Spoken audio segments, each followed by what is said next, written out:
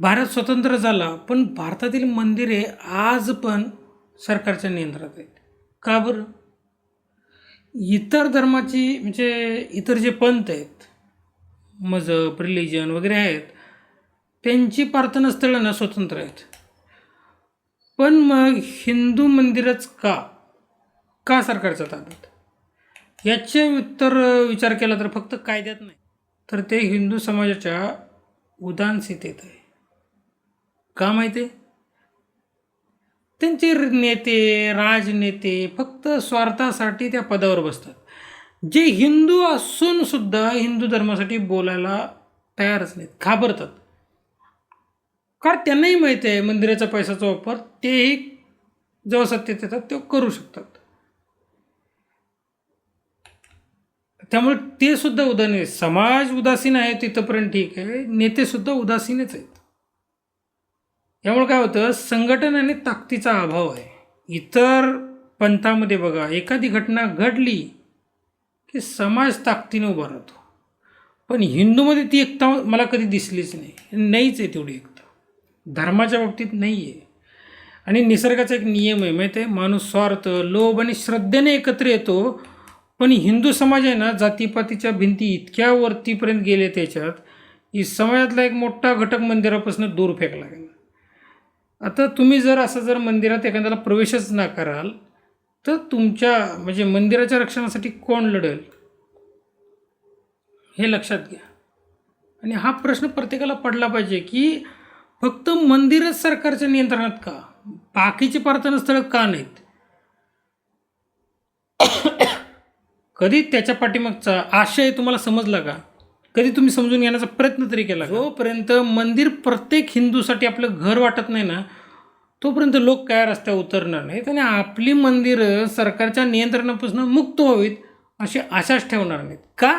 कारण लोकांना माहीतच नाही आहे की मंदिरं सरकारच्या नियंत्रणात आहेत आणि ते नियंत्रणामधनं का बाहेर पाहिजेत आणि त्यातून समाजाला फायदा कसा होईल. कारण त्यांच्या आजपर्यंत त्यांच्या मेंदूवरती पहिल्यापासून हे पटवून देण्यात आले की मंदिरातील पैशावरती पुजाऱ्याचं पोट असतं. बऱ्याच लोकांच्या भाषणामधनं सुद्धा ऐकलं असेल, मंदिरात पुजाऱ्याचं पोट असतं, देवाचं नाही. ऐकलंही असेल. पण मग ह्याच मूर्खांना हे माहीत नाही की मंदिरात आज पगारी पुजारी आहेत. मंदिरातील पैशावरती सरकारचा डोळा आहे, सरकारचा डोळा. जे लोक म्हणतात मंदिरातील पैशावरती पुजाऱ्याचा डोळा आहे, त्यांना हेही माहिती पाहिजे की सरकारच्या नियंत्रणात मग मंदिरं आहेत का? मग तिथं कुणाचा मंदिर आहे ना, पुजाऱ्यांच्या पोटासाठी नव्हतीच कधी. खरं बोलायला गेलं तर ती धर्माच्या प्रचाराची एक केंद्र होती. तिथून धर्म चालायचा, तिथून शिक्षण चालायचं त्या येणाऱ्या पैशातून. पण काळानुसार काय केलं, पुजारी आणि विश्वस्त हे मंदिराचे मालक बनले आणि येणारी दक्षिणा ही धर्माच्या शिक्षणासाठी वापरण्याऐवजी ना वैयक्तिक मालमत्ता म्हणून वापरली गेली. आता तुम्हीच विचार करा, अफजल खानानं तुळजापूरची मूर्ती तोडली किंवा सोमनाथाला लुटलं. सोमनाथ मंदिर किती वेळा लुटलं हो? का लुटलं? सोमनाथ मंदिराकडं सोनं होतं, खूप सारं सोनं होतं. अरे मंदिरच सोन्याचं होतं, तेव्हा प्रतिकार का झाला नाही? कारण मंदिरं केवळ ना पुजाऱ्यांच्या ताब्यात होते. ती लोकशक्तीचे ना केंद्रच बनली नव्हती. मंदिरातील सोन्यावरती ना लक्ष होतं, पण त्या मंदिराचं संरक्षण करायसाठी धर्मरक्षक लागतात ना, डिफेन्स फोर्स लागते ना, तीच नव्हती. लढण्यासाठी कोणाला तयारच केलं नाही. दक्षिणा आली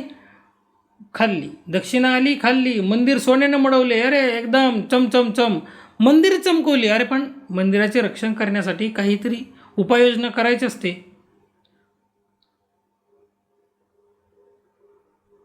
बरोबर की नाही? आपल्या घरात चोरानं चोरी करू नये म्हणून माणूस किती उपाययोजना करतो. पण अख्खं मंदिरच सोन्याचं आहे, ते लुटलंच जाणार नाही ही अपेक्षा कितपत योग्य होती ठेवणं? मंदिर तुम्ही बनवलंय तर त्याची रक्षा करण्याची जबाबदारी तुमची आहे, हे लक्षात घ्या. तुम्ही ना एखाद्या चर्चेमध्ये जा, तुम्हाला तिथं ना धार्मिक साहित्य ना सहज उपलब्ध होतं. अरे तिथं जायची गरज नाही. तुम्ही एखाद्या ख्रिश्चन व्यक्तीला ना तुम्ही सहज मागा, तुम्हाला तो स्वतः बायबल आणून देईल फ्री. पैसेही घ्यायची गरज नाही, पैसे मागणार पण नाही तो. हिंदू धर्मात मात्र तुम्हाला कर्मकांडाचं पुस्तक सहज विकत मिळेल. पण ब्रह्मज्ञानाचे ग्रंथ फुकट कोण वाटूच शकत नाही. कारण जो घेईल त्यालाही नॉलेज नसतं, त्यालाही वाचायचं कंटाळा ना. एवढे मोठे ग्रंथ कुणी वाचावे? आता मंदिराच्या उत्पन्नातून हिंदू शिक्षण संस्था, मोफत ग्रंथालय किंवा धर्मप्रचार का झाला नाही किंवा का केला गेला नाही, हा प्रश्न का बरं पडत नाही हिंदू धर्मातली लोकांना? मग यांची मंदिरं मोठी मोठी असतात. प्रत्येक गावात गेलं ना, हे मंदिरं उभं करतात मोठमोठे. त्या देवतांच्या यात्रासुद्धा साजऱ्या होतात, मोठमोठ्या जत्रा साजऱ्या होतात. खूप मोठ्या मोठ्या लाखोचा जनसमुदाय येतो यांच्या यात्रेमधनी, यांच्या सणांच्यामध्ये. मग ती नवरात्री असो, गणपती उत्सव असो, किंवा गोपाळकाला असो, सर्व ठिकाणी मोठ्या प्रमाणात हिंदू सामील होतात उत्सव साजरा करण्यासाठी. एवढंच काय, तुम्ही कोणत्याही मंदिराच्या ठिकाणी जावा, ज्या वेळेस तिथं जत्रा भरते त्यावेळेस किती दिवस तो कार्यक्रम चालतो हे तुम्हाला समजून येईल. तो कार्यक्रम कित्येक दिवस चालतो, काय कळलं, 4-4, 5-5 दिवस चालतो. लाखो लोक येतात. मग खंडोबा म्हणू नका, ज्योतिबा म्हणू नका, महालक्ष्मी म्हणू नका, फिरण्यासाठी लांब लांबनं लोक दर्शनाला येतात. वैष्णव देवीला सुद्धा जातात, लांब लांबपर्यंत लोक जातात.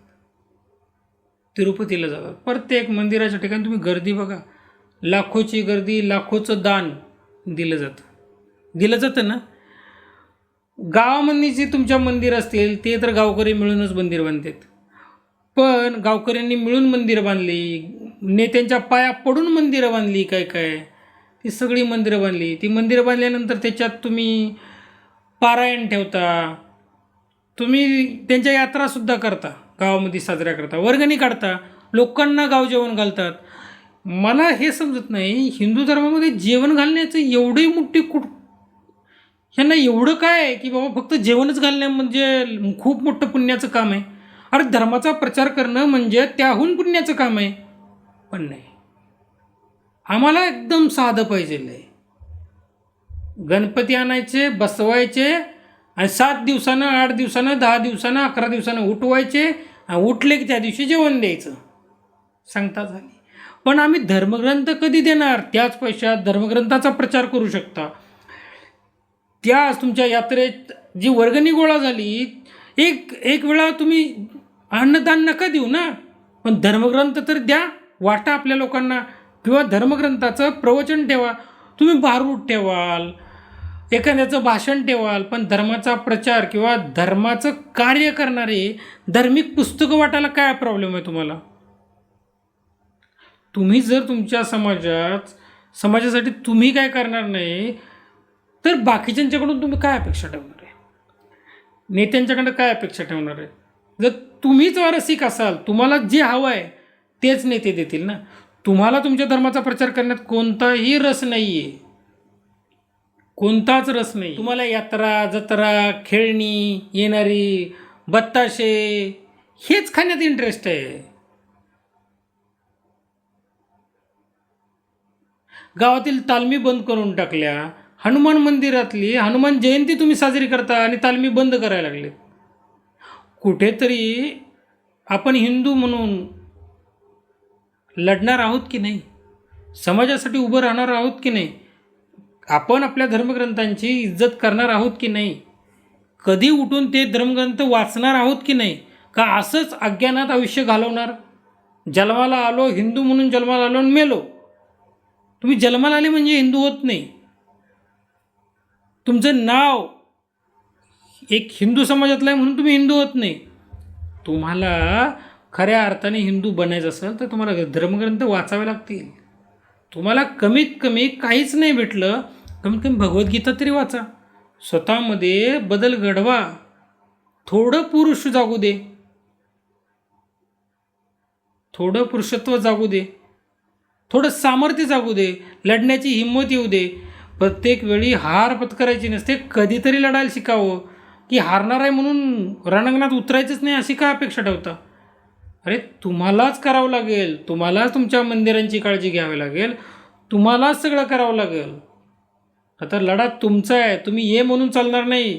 की तुमच्या गावातल्या मंदिरासाठी नेत्यांनी बोलावं, नाही बोलणार, तुम्हालाच बोलावं लागेल, तुम्हालाच धर्माचा प्रचार करावा लागेल. तुम्ही हिंदू आहात, याची जिम्मेदारी तुम्हाला घ्यावी लागेल. फक्त टाळ कुटून महाप्रसाद घालून काहीच होणार नाही, हे लक्षात घ्या. तुम्हाला धर्मासाठी, धर्मप्रचारासाठी काही ना काहीतरी करावं लागेल. धर्मग्रंथ लोकांपर्यंत कसे पोचतील याचा विचार करा. लोकांच्यापर्यंत पोचले पाहिजेत, लोकांनी ते वाचले पाहिजेत, त्यांना समजून सांगितलं पाहिजे, याची उपाययोजना तुम्हाला करावं लागेल. हे लक्षात घ्या. हे प्रत्येक गावातील प्रत्येक हिंदूचं कर्तव्य आहे. नुसती मंदिरं बांधून होणार नाही आहे, तर धर्म घराघरापर्यंत पोचला पाहिजे, लोकांच्यामध्ये धर्म वाढीस लागला पाहिजे, तेव्हा लोक चांगले राहतील एकमेकाशी. हे लक्षात घ्या. लोकांना पूजा माहिती आहे, घरातसुद्धा प्रत्येकजण पूजा करतं. तुमच्या घरात धर्मग्रंथ किती आहेत कधी विचारलं? ज्या धर्मग्रंथातून तुम्हाला ब्रह्मज्ञान मिळणार आहे, जे परमेश्वरापर्यंत पोचण्याचे मार्ग मिळणार आहेत, तुम्ही त्यांच्यापासूनच लांब आहात. त्यामुळे काय झालं, तुमच्यामध्ये अज्ञान खूप वाढलं आहे. परिणाम तुमच्यामध्ये भीती निर्माण होते, प्रत्येक गोष्टीची भीती. आणि भीतीमुळं तुम्ही काय करता, अजून अंधश्रद्धेच्या आहारी जाता आणि कधी कुठल्या देवाला नवस कराल, कधी काय कराल, कधी काय कराल, हे तुम्ही करत राहता. लक्षात घ्या. यातून बाहेर निघा. आता उपाय आणि भविष्याची दिशा काय असायला पाहिजे हो? मंदिर हे सरकारी नियंत्रणातून मुक्त करायचे असेल तर आधी मंदिरातील पुजाऱ्यांना वैयक्तिक नियंत्रणातून मुक्त करा. हे मंदिरं समाजाच्या ताब्यात आली पाहिजेत. मंदिराच्या पैशातून हिंदू धर्माचा आणि ज्ञानाचा प्रचार झाला पाहिजे. संस्कृत आणि प्रादेशिक भाषांमध्ये त्या ग्रंथांचा सोपा अनुवाद करून तरुणांसाठी ना संस्कार केंद्र उभा केले पाहिजेत. तरुणांना कळलं पाहिजे धर्म काय आहे. जोपर्यंत ते समजणार नाही, ते काहीच करू शकत नाहीत धर्मासाठी. जोपर्यंत हिंदू समाज स्वतःला मी हिंदू आहे, हा माझा धर्म आहे, हे एका सूत्रात बांधत नाही ना, तोपर्यंत सरकार किंवा इतर कोणीही मंदिराचा वापर आपल्या स्वार्थासाठीच करत राहील. जागृत व्हा तरच मंदिर वाचतील. लक्षात घ्या. जागृत व्हा तरच मंदिर वाचतील. विरुद्ध श्रद्धा. जर समाज केवळ स्वार्थासाठी मंदिराकडे गेला ना, तर तो कठीण काळात पाठीशी उभा राहणार नाही. हे बघा, मंदिरात तुम्ही भीक मागायसाठी जाऊच नका. मंदिरात तुम्ही त्या परमेश्वराला भेटायला जात जा. लोकांना विधी माहिती आहे, पण ब्रह्मच माहीत नाही. ही जबाबदारी मंदिराची होती, ती त्यांनी खरंच पाळलेली नाही आहे, खरं नाही पाळली. जर ह्या हिंदू धर्मातील लोक आपल्या नेत्यांच्या एका हाकेवर एकत्र येतात का? कधी ऐकले तुम्ही? का माहिती आहे का? धर्माच्या वेळेस जर ह्या नेत्यांनी हाक जरी मारली तरी तुम्ही एकत्र नाही येत. त्याचा परिणाम काय होतो माहिती आहे का? तुमच्यासाठी ते नेते उभं राहतात, ते सुद्धा त्यांचा स्वार्थ बघतात. कारण आपल्याला धार्मिक शिक्षणच मिळालं नाही ना, आणि आपल्याला शिक्षण न मिळाल्यामुळं आपण एकत्र नाही आहे, आपण विभागलो गेलो आहे, विखुरलो गेलो, कारण आमच्याकडे शिक्षणच नाही. हिंदूंनीच ते शिक्षण नाकारले. लक्षात घ्या. धर्म हा तुमच्या जिवंत पाहिजेच. धर्म नसलेला व्यक्ती हा ना पांगळाच असतो. लक्षात घ्या. धर्म हा तुम्हाला पाहिजे, धर्म हा तुम्हाला माहिती पाहिजे, कारण तोच तुम्हाला बळकटी देण्याचं काम करतो, तोच तुम्हाला ताकद देतो. हे लक्षात घ्या. त्यासाठी तुम्ही ना खरंच काम करायला चालू करा. मी तुम्हाला एक उदाहरण देऊन सांगतो. कोल्हापूरच्या अंबाबाई आणि मंदिराचं उत्पन्न. कोल्हापूरची अंबाबाई आहे ना, त्या अंबाबाईच्या मंदिरातील पुजारींनी हक्कावरून अनेक वर्ष वाद चालला होता. काय जेव्हा हे प्रकरण कोर्टात गेलं ना, तेव्हा असं समोर आलं की मंदिराचं उत्पन्न जे आहे ना कोट्यवधीमध्ये होतं, पण त्याचा जो वापर पैशाचा केला जात होता ना, तो धर्माच्या शिक्षणासाठी केलाच जात नव्हता, तर तो वैयक्तिक लाभासाठी केला जात होता. परिणाम काय झाला? पुजारी हे मालक बनले होते आणि शेवटी सरकारनं हस्तक्षेप केला आणि पगारी पुजारी नेमले. काय भेटलं? काही नाही. उदाहरण लक्षात घ्या. हे उदाहरण मला का द्यावं लागलं? कारण पुजाऱ्यांनी स्वतःहून जर धर्माचं कार्य केलं असतं ना, तर सरकारला हस्तक्षेप करण्याची संधीच मिळाली नसती. तुमच्या मंदिरावरनी सरकार नियंत्रण करतं आहे, सरकारचा मंदिरातल्या पैशावरती डोळा आहे, असणारच. कोट्यवधी रुपये येत असतील तर तिथं सरकार काय कोणाचीही नियत फिसलते का? फसलणार नाही. पैसा आहे शेवटी. भल्याभल्यांना वाईट करतो, भल्याभल्यांचं मन वळवतो. पण हीच गोष्ट मंदिरातील पुजाऱ्यांना कधी समजलीच नाही की तो पैसा धर्माच्या कामी लावायला पाहिजे होता. हिंदू धर्मात गरीब जे लोक आहे, ज्यांना खरंच गरज आहे, त्यांच्यापर्यंत शिक्षण पोचवावं, त्यांना मोफत शिक्षण देण्याचा प्रयत्न करावा, धर्मशिक्षण वाढवावं, पण काही केलं नाही मंदिरांनी. कोट्यावधी रुपये येऊनसुद्धा काही त्याचा उपयोग होत नाही, धर्माचा प्रचारच होत नाही. दक्षिण भारतातील मंदिरांचं सरकारीकरण कसं आहे बघा. तमिळनाडू आणि आंध्र प्रदेशमध्ये ना हजारो मंदिर सरकारच्या ताब्यात आहे. तिथल्या मंदिरांच्या जमिनीवर लोकांनी ना अतिक्रमण केली. का केली हो? कारण पुजाऱ्यांची आणि सामाजिक नेत्यांची पूर्णपणे बघण्याची भूमिकाच नाही. कुणाला रक्षण करायचं पडलेलंच नाही, कुणालाच पडलेलं नाही. सगळ्यांचे स्वार्थ आहेत आपापले, कोणाला काय फरकच पडत नाही धर्मासाठी उभं राहावं म्हणून.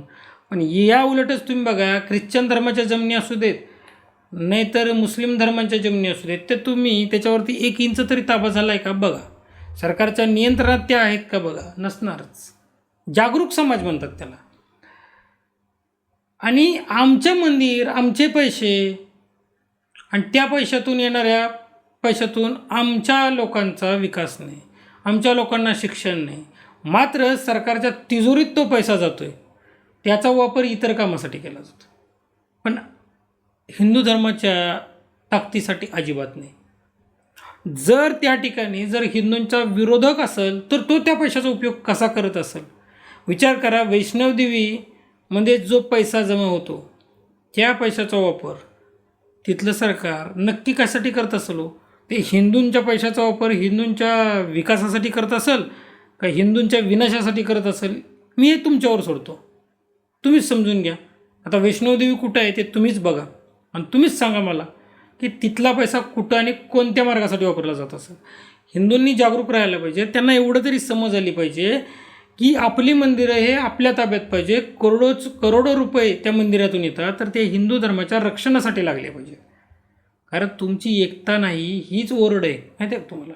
पद्मनाभ स्वामी मंदिर आहे, माहिती आहे का तुम्हाला? केरळमधलं अफाट संपत्ती. या मंदिराच्या तळघरात लाखो कोटीचं सोनं सापडलं, माहिती आहे तुम्हाला? संपूर्ण जगाचं लक्ष लागलं आता ह्या संपत्तीचं काय कराल. आम्हाला वाटलं की बाबा हिंदूंच्या ज्ञानाच्या प्रचारासाठी धार्मिक ग्रंथ लोकांपर्यंत पोचावे म्हणून जाईल, किंवा केरळ, तमिळनाडू किंवा आंध्र प्रदेशमध्ये जे झोपडपट्ट्या किंवा जे गरीब आदिवासी लोक आहेत, कमीत कमी हिंदू म्हणून त्यांना एक सन्मान दिला जावा म्हणून त्यांना मदत करण्यासाठी काहीतरी पैसा खर्च केला जाईल. अरे पण असं नाही झालं ना, नाही झालं. जर मंदिरातील धनाला ना स्वतःची मालमत्ता समजली गेली ना, तर तिथून ब्रह्मज्ञान संपून जातं, काहीच राहत नाही. तुमचा जो पैसा आहे ना तो धर्माच्या कामाला लागला पाहिजे. जर लागतच नसेल तर काही फायदा नाही. हे लक्षात घ्या. सोन्याच्या राशी असून फायदा काय? हिंदू समाजाकडे करोडो रुपये असतील, करोडो हिंदू समाजातील नेत्यांच्याकडे करोडो रुपये आहेत, करोडो. ते देशातील जगातील सगळ्यात श्रीमंत पण असतील, पण त्यांचा समाज जर अज्ञानी आणि गरीब असेल ना तर त्या सोन्याचा त्या पैशाचा काही उपयोग नाही आहे. एक लक्षात घ्या. जोपर्यंत ते गरीब हिंदू आहे तोपर्यंत त्या धनाढ्य हिंदूला किंमत आहे, त्याची लायकी आहे. पण तो हिंदू विसरतोय.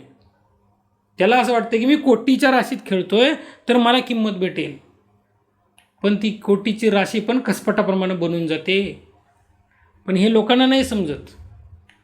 आपल्या समाजातील गरीब लोकांना मदत करावी, त्यांचा विकास करावा, त्यांना शक्तिशाली बनवावं धर्मासाठी, पण नाही करत ते पण तेच करतात तुमच्यासारखं. मंदिरात गेले, दर्शन घेतलं, हात जोडलं, काय दान दक्षिणा द्यायची ती दिली, जर महाप्रसाद घालायचा असला तर महाप्रसाद घातला, संपलं काम आमचं. हेच तेही करतात. तुमच्यात आणि त्यांच्यात काही फरक नाही, सेम. तेही गणपती उत्सव करतात, तुम्हीही करता. ते नवरात्र करतात, तुम्हीही करतात. तुम्ही नवरात्रीत जाऊन नसतात, तेही नसतात. बस त्यांना बाकी काही घेणं देणं नाही आहे. धर्मासाठी काही करायचंच नाही. हे केलं की धर्मासाठी केल्यासारखं आहे. अरे हे आणि धर्म दोन्ही वेगवेगळ्या गोष्टी आहेत, हे लक्षात घ्या. धर्मासाठी करणं म्हणजे धर्माच्या ग्रंथांचे प्रचार करणं, म्हणजे धर्मासाठी काहीतरी करणं, हे लक्षात घ्या. अजून एक उदाहरण देऊन सांगतो तुम्हाला. जेव्हा अफजल खानानं तुळजापूर आणि पंढरपूरची मंदिरं तोडली तेव्हा लढायला कोणता पुजारी समोर आला आणि कोणती जनता समोर आली? लोक फक्त दैवी शक्तीची आणि चमत्काराची वाट पाहत होते. माहिती आहे का तुम्हाला? खूप वाट पाहिली. छत्रपती शिवाजी महाराजांनी ओळखलं त्यावेळेस की मंदिरं बांधून नाही तर ती वाचवण्यासाठी लढणारा समाज उभा करावा लागतो. छत्रपती शिवाजी महाराजांनी अनेक मंदिरं बांधली, हे लक्षात घ्या, अनेक मंदिरं बांधली. पण ते मंदिरं राखण्यासाठी किल्लेदार म्हणून मावळे उभा केले. मंदिराची रक्षा करावी लागते. आपण मंदिर बांधतो, तुमची श्रद्धा आहे, तुमचा देव आहे, तुमची श्रद्धा आहे, तुम्ही मंदिर बांधलं आहे, तर त्याची रक्षा करण्याची जबाबदारी तुमच्यातच असायला पाहिजे. महाराजांनी मावळे उभा केले, का केले? ते मंदिराची रक्षा करतील म्हणून. लक्षात घ्या, सहज काहीच भेटत नसतं. छत्रपती शिवाजी महाराजांनी धर्मासाठी जीव देणारा समाज उभा केला आणि म्हणून त्या काळी मंदिरं वाचली. आज आपण फक्त पाया पडायला जातो, पण धर्मासाठी उभे राहायला घाबरतो. लक्षात घ्या, परिणाम हा हिंदू समाजाचा. हिंदू समाज कमजोर काय? यामुळे कमजोर आहे की आम्ही कधी हा विचारच नाही केला की आमच्या मंदिराचं रक्षण आम्हाला करायला पाहिजे. आम्ही कधीच नाही विचार केला. आज मंदिरावर सरकारचं नियंत्रण आहे कारण आपण विखुरले गेलेलो आहे. आपण मंदिराला सोने चांदी अर्पण करतो, पैसे अर्पण करतो, पण आपल्या मुलांना संस्कार द्यायला विसरतो. ज्या दिवशी मंदिरातील दानपेटीमधील जे पैसा आहे तो ग्रंथालय उभा करण्यात, मंदिरात धर्मग्रंथ उभा करण्यात, प्रत्येक व्यक्तीला धर्मशिक्षण देण्यासाठी खर्च केला गेला तो पैसा, त्या दिवशी खऱ्या अर्थानं हिंदू व्यक्ती सक्षम होईल ना. पूजेच्या ताटातील पैशावरती धर्म कधी सक्षम होईल का? नाही होणार. तो तेव्हा सक्षम होईल जेव्हा हिंदू धर्म म्हणजे हिंदू लोक सक्षम होतील, हिंदू समाज खऱ्या अर्थानं स्वतंत्र होईल, त्याला समजेल की बाबा आपल्याकडे शक्ती आली पाहिजे. ती शक्ती कशी येईल? जर त्यांच्या विकासावर पैसा लागेल तेव्हा ना. मंदिरांना पुजाऱ्यांच्या आणि सरकारच्या विळख्यातून सोडवायचं असेल तर आधी आपल्या मनातील भीती आणि अज्ञान सोडावं लागेल. लक्षात ठेवा, ब्रह्म कळलेला माणूस कधीच गुलाम नाहीच बनत. जिम्मेदारी तुमची आहे की तुम्हाला मंदिरातील पैसा हा सरकारपासून काढून घेऊन हिंदू धर्माच्या रक्षणासाठी लावायचा असेल तर एक लक्षात घ्या, तुम्हाला पहिले मंदिर आपल्या सरकारच्या तावडीतून सोडवावं लागतील. आणि ते कसे सुटतील? तुम्हाला तुमचे नेते जेव्हा निवडता तेव्हा त्यांच्यावर हा दबाव टाकला पाहिजे की मंदिरं नुसती सोडवून चालणार नाहीत, तर त्यांना योग्य प्रशिक्षण देऊन ते मंदिरं एकदम योग्य पद्धतीनं हिंदू धर्माच्या प्रचारासाठी उपयोगाला झाला पाहिजे. नाहीतर आज सरकार मलई खाते, उद्या हे जे ठेकेदार बसवले असतात ते मलई खातील आणि धर्म पुन्हा कमजोर बनल. नाही,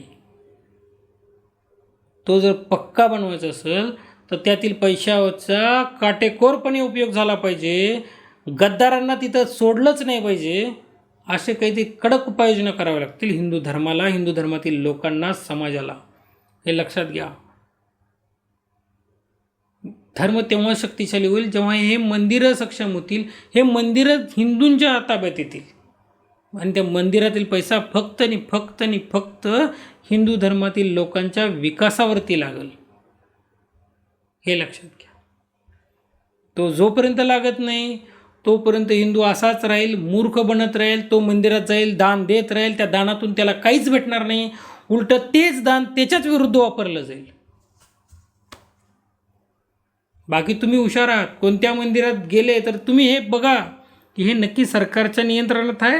आणि जर सरकारच्या नियंत्रणात असेल तर त्या मंदिरात दान देऊ नका पैसे टाकू.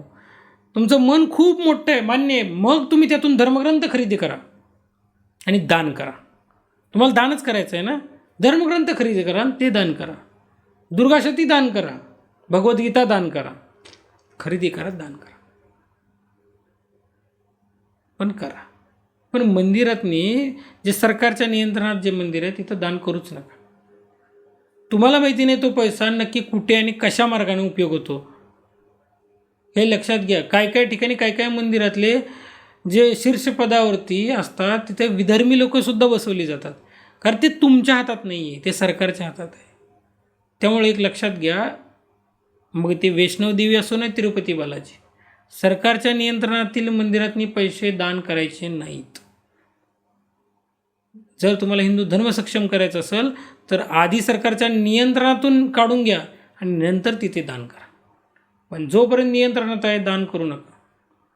तुम्हीच तुमच्या विनाशासाठी खड्डा खोदू नका, लांब राहा, जेवढं लांब राहता येईल तेवढं लांब राहा. दानच करायचं आहे तर तुम्ही अशा एका हिंदूला मदत करा जो खरंच गरीब आहे, ज्याला गरज आहे. ग्रंथ दान करा, पुस्तकं दान करा, हेही एक दानच आहे. ज्ञान जर तुम्ही धर्मग्रंथ जर दान केले तर त्यातून त्यांना ज्ञान भेटेल, लोक वाचतील, वाचण्याची कला येईल. आणि काहीच नसेल करता आलं तर एखादं व्याख्यान ठेवा, जिथे धर्मग्रंथ धर्माचा प्रचार होईल असं व्याख्यान, जे तुम्हाला गोडवे आणि खोटे दाखले देतील असं ज्ञान नाही, जे खरंच ज्ञान आहे, ज्ञान आहे, तुम्हाला धर्माचं ज्ञान भेटेल असं, धर्माची ताकद कशी वाढवता येईल असं ज्ञान तुम्ही लोकांना देण्याचा प्रयत्न करा. धन्यवाद.